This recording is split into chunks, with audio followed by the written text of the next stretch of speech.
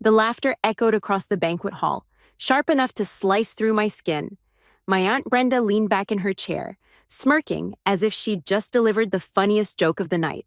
"Her husband will leave her too," she said, her voice loud enough to make sure every head at the table turned toward me.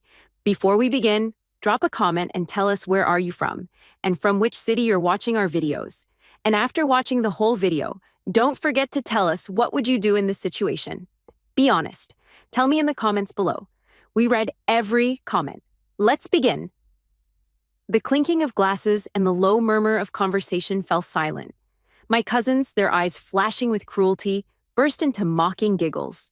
Uncle Roger let out a dry chuckle, shaking his head as if my existence was nothing but proof of failure. Heat flushed up my neck, but I didn't move. I didn't speak. My fingers tightened around the edge of my chair, nails digging into the wood, anchoring myself against the weight of humiliation. "Honestly, Natalie," Brenda sneered, swirling her wine glass like she was savoring my pain, "did you really think marrying someone who looks average with no background, no money, no family name was going to save you? You must be dreaming. Men like that don't stay. You'll end up alone just like your mother." A chorus of laughter followed, like a cruel orchestra that played only for my disgrace.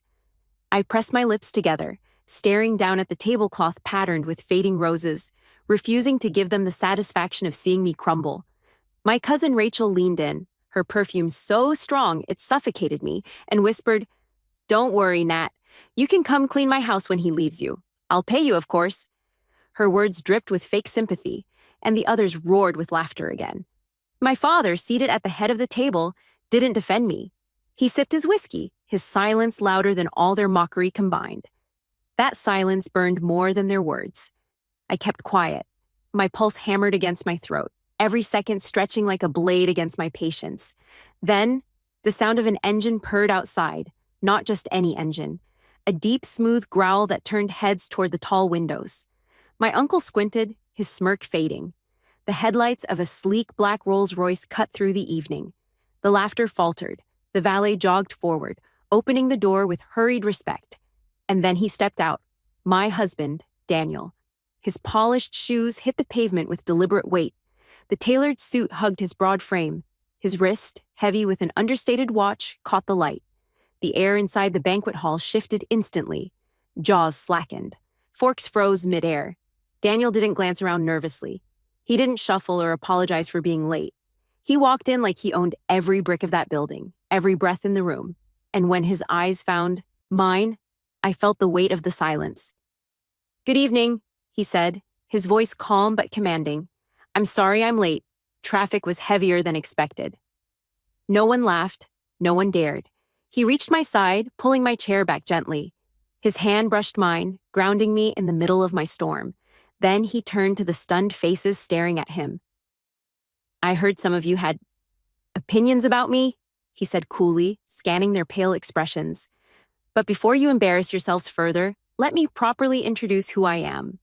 The room went deathly still. Daniel's lips curved into the faintest smile.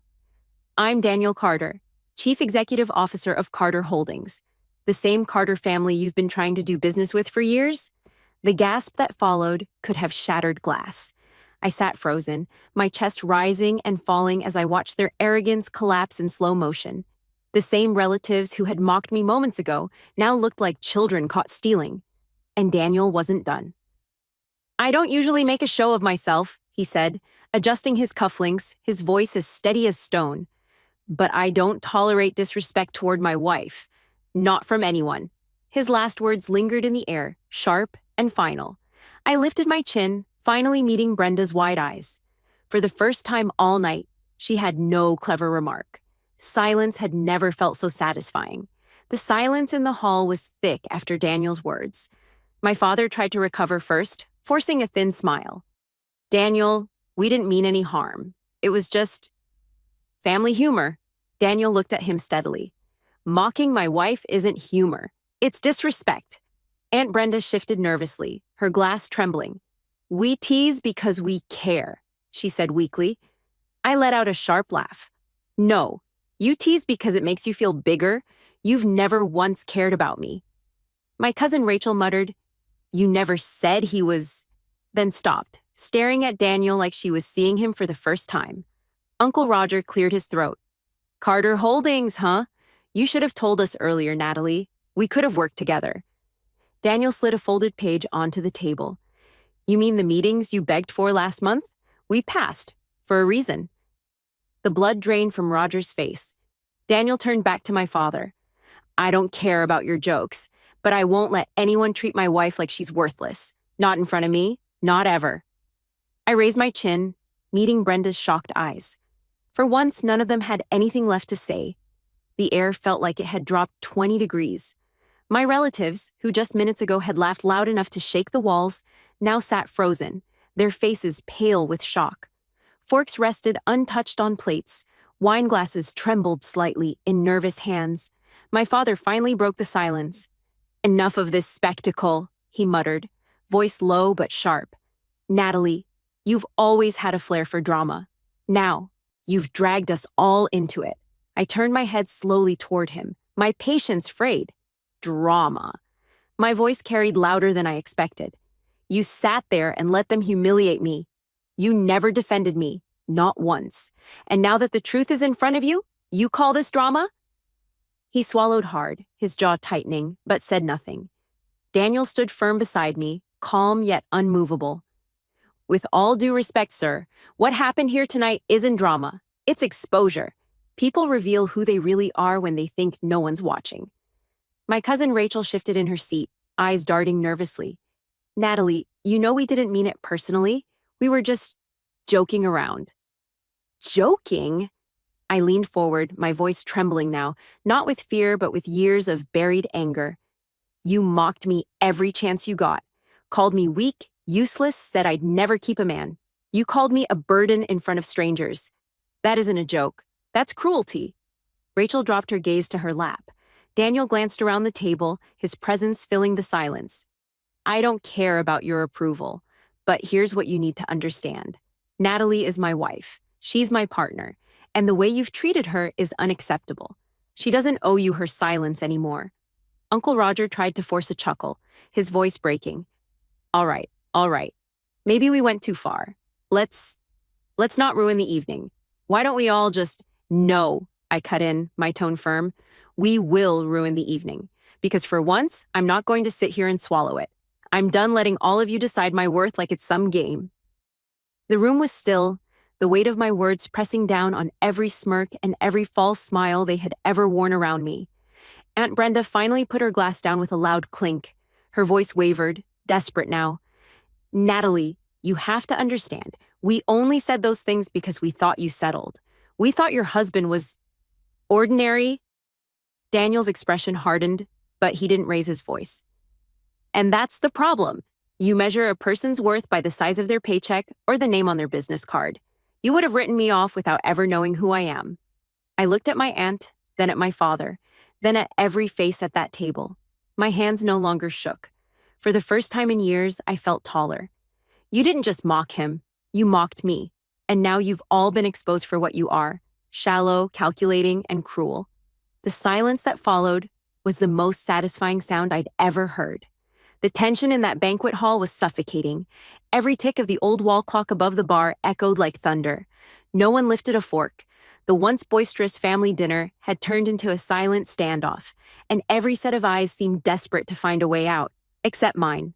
I was done hiding behind silence. My father cleared his throat, shifting in his chair like a man who had been caught off guard in his own home. Natalie, lower your voice, he ordered, his words clipped and cold. You're embarrassing yourself. I laughed bitterly. Embarrassing myself? You sat there while your family mocked me, mocked your own daughter, and you said nothing. You let them tear me down because it was easier than standing up for me. His lips thinned, the mask of control slipping just a little. You've always been dramatic, sensitive. You take everything too seriously. They were teasing. You can't expect people to walk on eggshells around you. Daniel's hand rested lightly on the back of my chair, steady, grounding me. His voice cut through the room like steel. There's a difference between teasing and cruelty. What happened here tonight wasn't harmless fun. It was humiliation. And the silence from the head of this table only proved how little value you place on your own daughter's dignity. My father's jaw clenched. He turned his gaze to Daniel, trying to assert control. With all due respect, Daniel, this is a family matter. Outsiders don't dictate how we speak to each other. Daniel didn't flinch. Then maybe that's why this family has fractured into bitterness and shallow competition, because no one has the courage to tell the truth. The words landed like stones dropped into water, the ripples reaching everyone. My Aunt Brenda lowered her eyes. Roger rubbed at the back of his neck. Rachel stared down at her plate, cheeks flushed with shame, or maybe fear. But my father wasn't ready to give in. He leaned forward, his eyes narrowing. You think money gives you the right to stand here and lecture us? Don't mistake wealth for wisdom, Daniel. Men like you are temporary. You show up, make noise, and disappear when the tide changes. Daniel's voice didn't rise, but the power in it made the air heavier. I didn't build my life on noise, sir. I built it on discipline, respect, and loyalty. And loyalty is something your daughter has given you in abundance, while you've returned nothing but silence. The room stilled. My chest tightened. For years, I had wished someone, anyone, would say those words aloud. And now, hearing them from the man I married, I felt tears burn at the back of my eyes, not from weakness, but from release. Don't talk to me about loyalty, my father snapped, his tone suddenly harsher. Loyalty is staying with your family no matter what. Loyalty is not running off with a man who hid who he really was. She didn't even tell us his name properly until now. What kind of loyalty is that? My voice broke through before Daniel could respond. You don't get to lecture me about loyalty, Dad.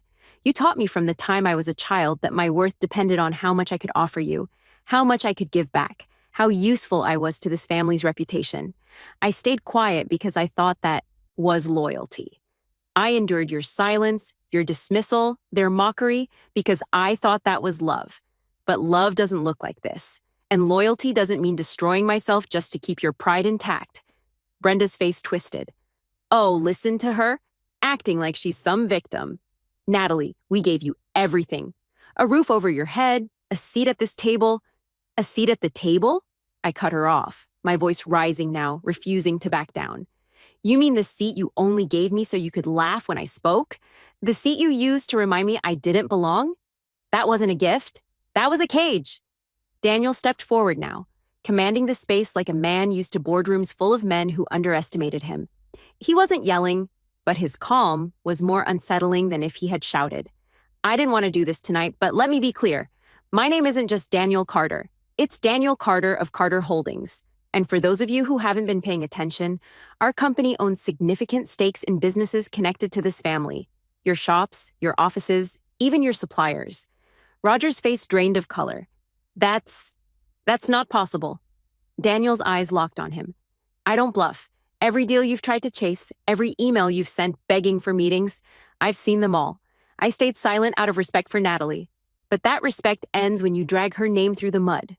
Rachel whispered under her breath. Oh my God, but no one dared move. My father sat back, his face unreadable, but his knuckles were white where they gripped the armrests. So this is it then? Your big moment? You came here to humiliate us? Daniel shook his head slowly. Number I came here because my wife asked me to. She still believed there was a chance for reconciliation. She hoped that maybe, beneath all the arrogance, this family could show her the respect she deserves. But all I've seen tonight is cruelty masked as humor, and silence dressed up as authority. The weight of his words lingered.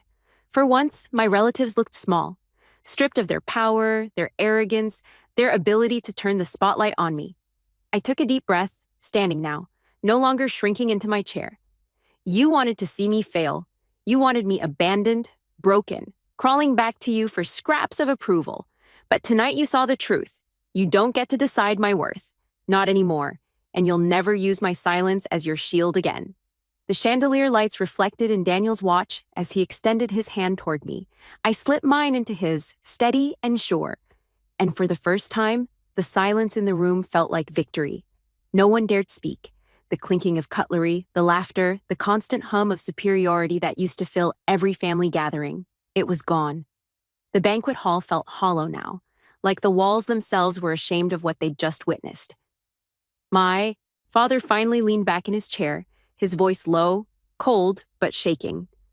So what now, Natalie? You think you're better than all of us? You think marrying a man with money suddenly makes you untouchable? I met his stare head on, my hand still clasped in Daniel's.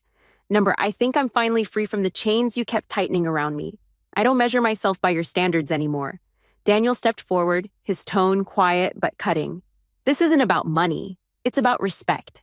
Something this family has withheld from Natalie for years. You saw her kindness as weakness. You mistook her patience for naivety. But you underestimated the strength it takes to sit through cruelty and still carry yourself with dignity.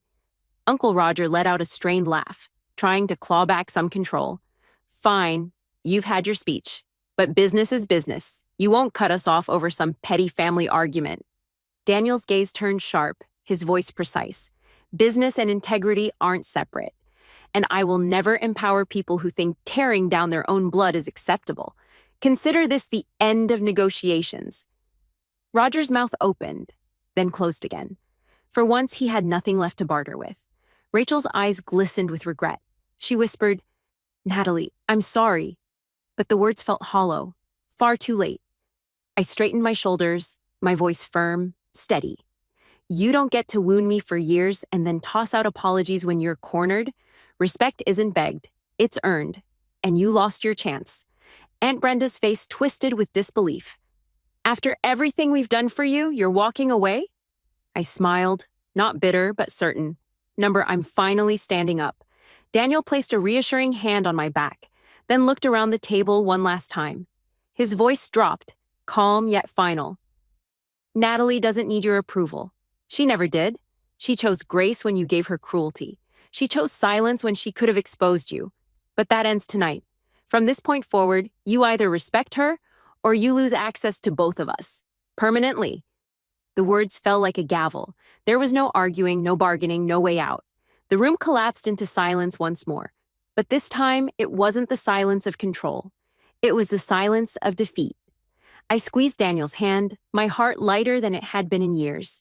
For the first time in my life, I wasn't the quiet girl sitting in the corner, waiting for their approval.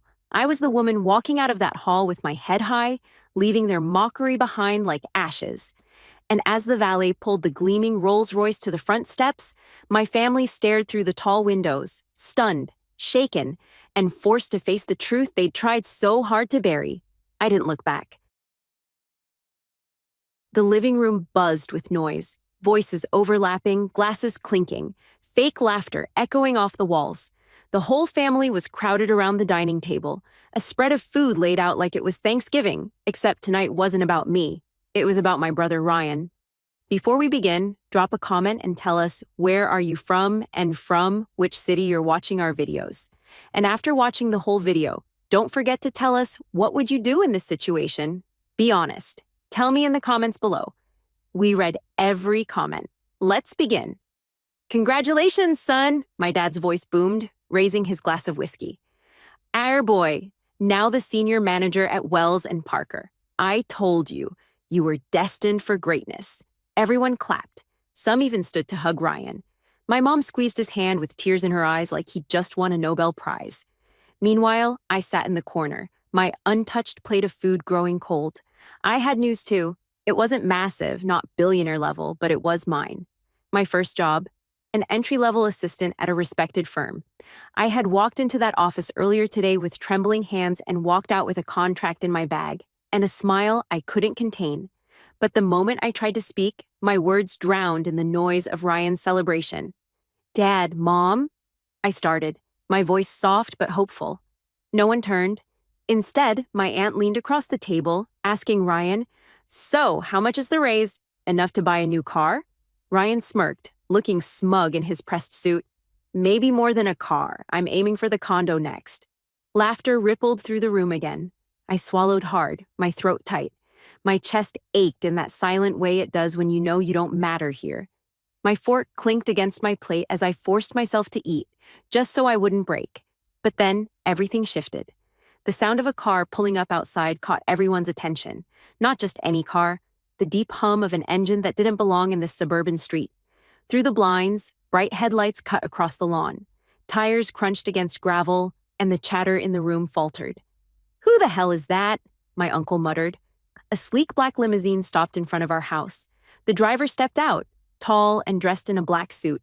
He moved with precision, opening the back door, and then he stepped out. The billionaire everyone had been whispering about for months, Ethan Cole, CEO of Cole Enterprises.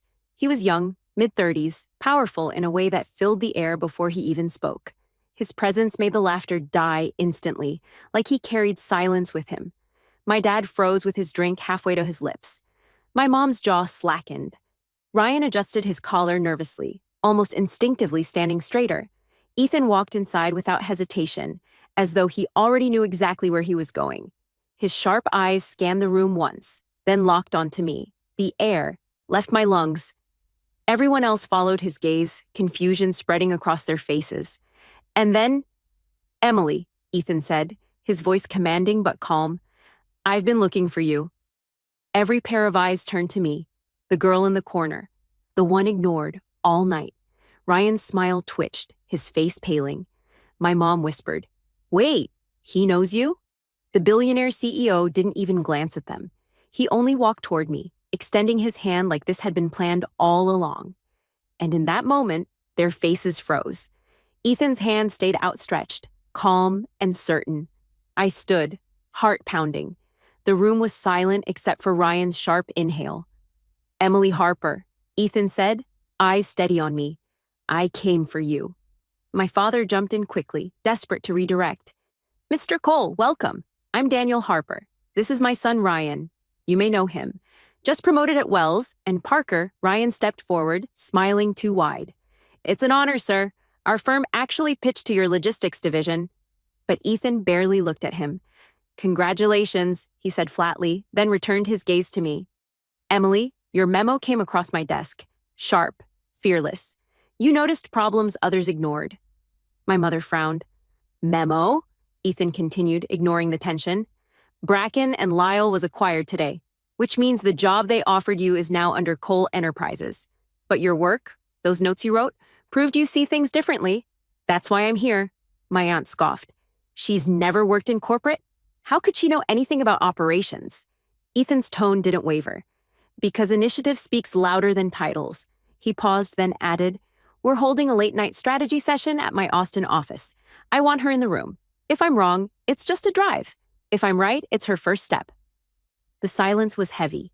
My father muttered, "This isn't how careers happen."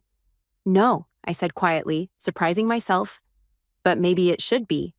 Ryan leaned close, voice low with venom. "You'll embarrass yourself. And us." I met his stare. "Or maybe I won't."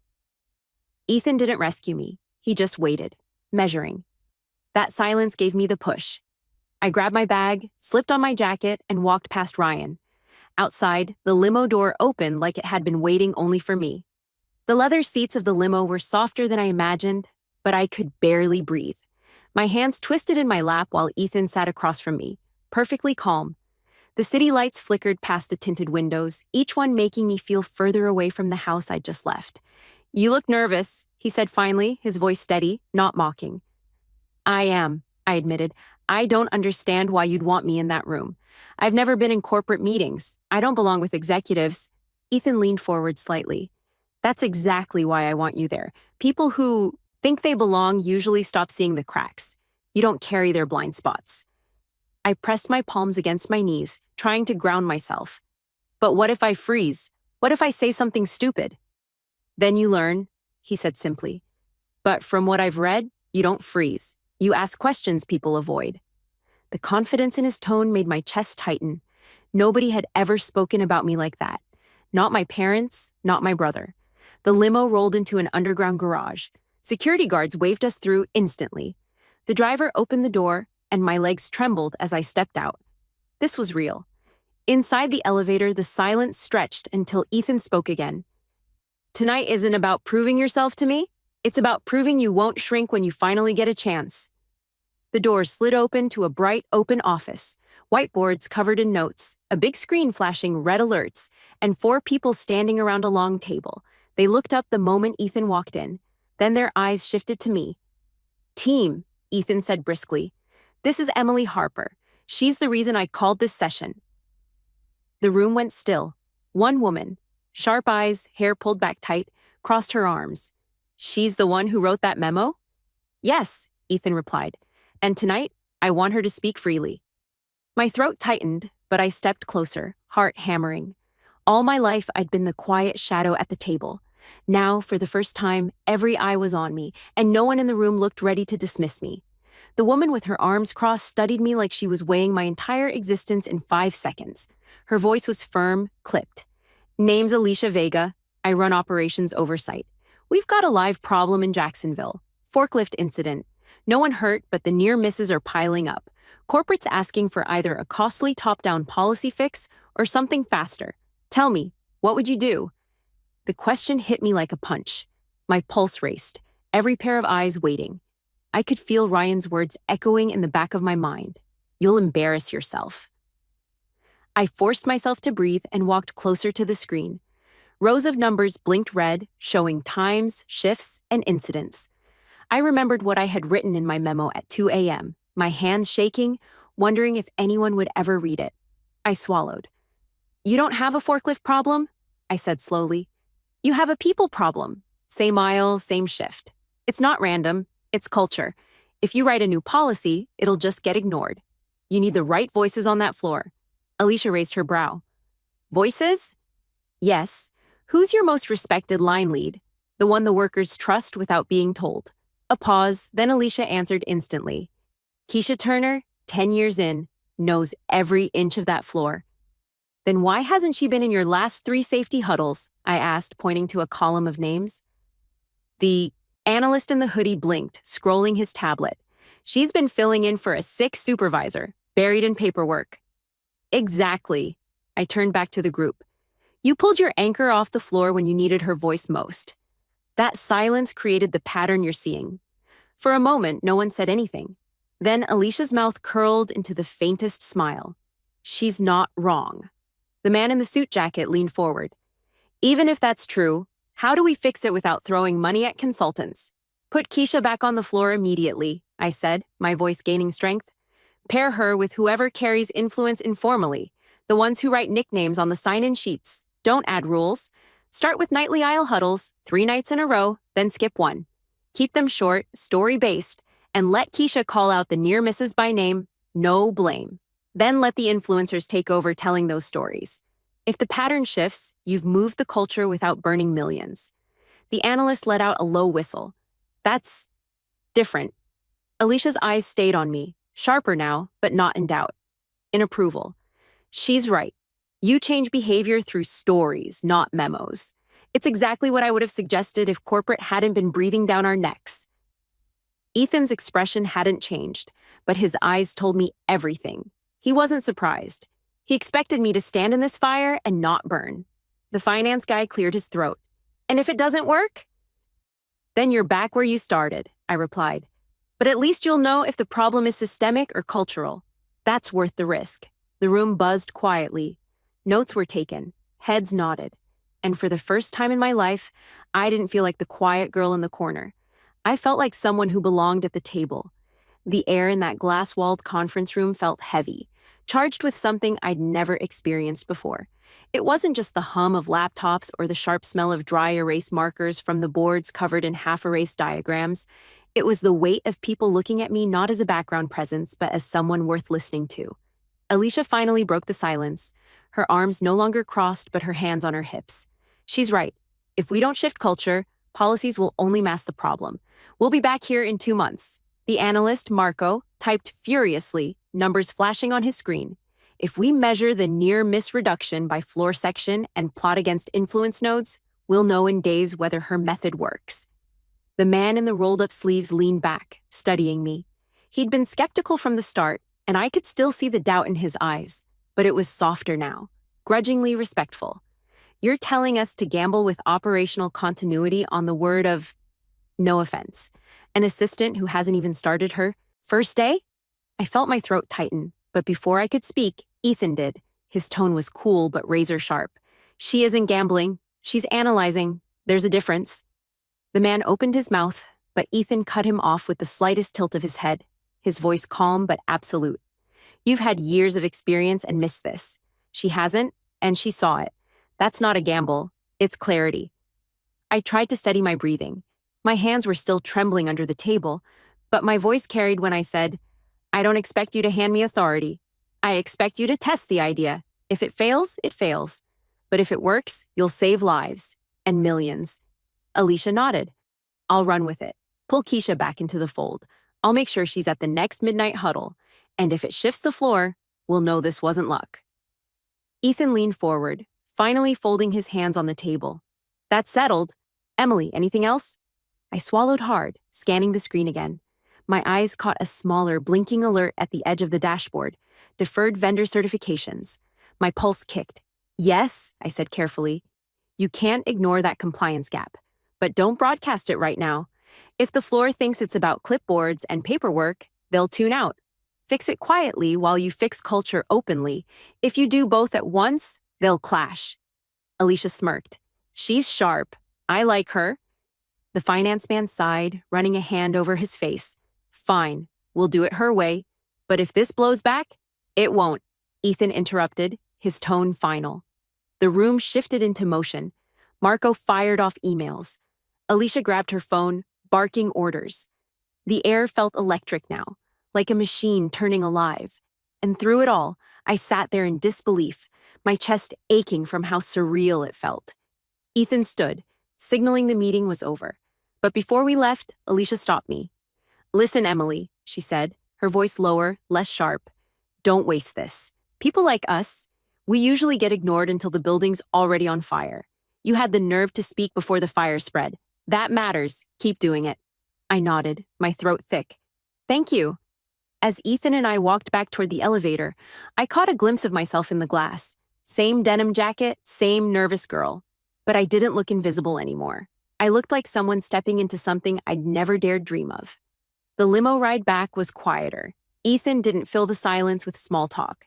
He let me sit in my thoughts, and it was almost unbearable how many thoughts I had. Finally, I asked, why me?